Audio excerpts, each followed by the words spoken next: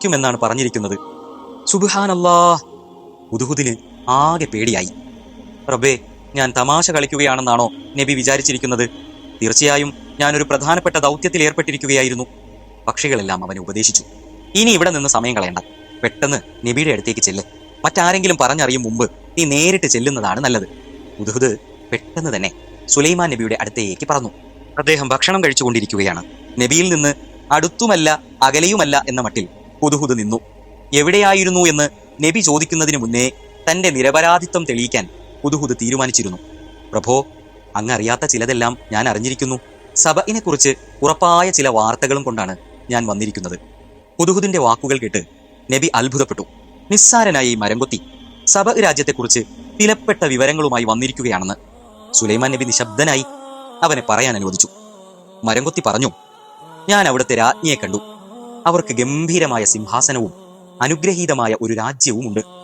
അവരും പ്രജകളും ഏകദൈവമായ അള്ളാഹുവിന് പകരം സൂര്യനെ ആരാധിക്കുന്നത് ഞാൻ കണ്ടു. പിശാച് അവരെ ശരിയായ പാതയിൽ നിന്ന് വഴി പിഴപ്പിച്ചിരിക്കുന്നു. അവർക്ക് സന്മാർഗം കാണിക്കൽ നമ്മുടെ ഉത്തരവാദിത്തമല്ലേ? ഹുദ്ഹുദ് അല്പനേരത്തേക്ക് നിശബ്ദനായി. അവൻ സുന്ദരമായ വാക്കുകൾക്ക് വേണ്ടി പരതുകയാണെന്ന് നബിക്ക് മനസ്സിലായി. നബി ഇടപെട്ടില്ല. മരംകുത്തി തുടർന്നു. ആകാശത്തും ഭൂമിയിലും പുതഞ്ഞു കിടക്കുന്നവയെ പുറത്തു കൊണ്ടുവരുന്നവനും രഹസ്യവും പരസ്യവും അറിയുന്നവനുമായ അള്ളാഹുവിനെ എന്തുകൊണ്ടവർ വണങ്ങുന്നില്ല? അവനല്ലാതെ വേറെ ഒരു ആരാധ്യനുണ്ടോ? മഹാസിംഹാസനത്തിന്റെ ഉടമ അവനല്ലയോ? യജമാനന്റെ ദയയും ദാക്ഷിണ്യവും കിട്ടാൻ വേണ്ടി ഹുദ്ഹുദ് പ്രവാചകനായ സുലൈമാൻ നബിയുടെ വാക്കുകൾ കടമെടുത്തുകൊണ്ട് തന്നെയാണ് സംസാരിച്ചത്.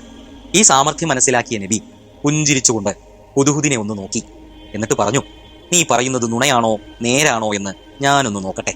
നബിയെ, ഞാൻ നുണ പറയുകയില്ല എന്ന് പറയാൻ തോന്നിയെങ്കിലും നബിയുടെ ഭാവം പെട്ടെന്ന് മാറുന്നത് കണ്ടപ്പോ അത് വേണ്ടെന്ന് വെച്ചു. നബി എന്തോ ആലോചിക്കുകയാണ്. അവസാനം ഒരു തീരുമാനത്തിലെത്തിയപ്പോ പതുക്കെ തല ഉയർത്തി പേനയും കടലാസും കൊണ്ടുവരാൻ ഭടനോട് കൽപ്പിച്ചു. ഭടൻ കൊണ്ടുവന്ന കടലാസിൽ നബി എന്തോ ഒരു സന്ദേശം കുത്തിക്കുറിച്ചു. അത് ഹുദ്ഹുദിന്റെ നേർക്ക് നീട്ടി നബി പറഞ്ഞു, ഈ കത്ത് സബയിലെ റാണിയുടെ കൊട്ടാരത്തിൽ കൊണ്ടുപോവുക. റാണി അറിയാതെ അവരുടെ മുമ്പിലിടുക. എന്നിട്ട് പതുക്കെ അവിടെ നിന്ന് മാറുക.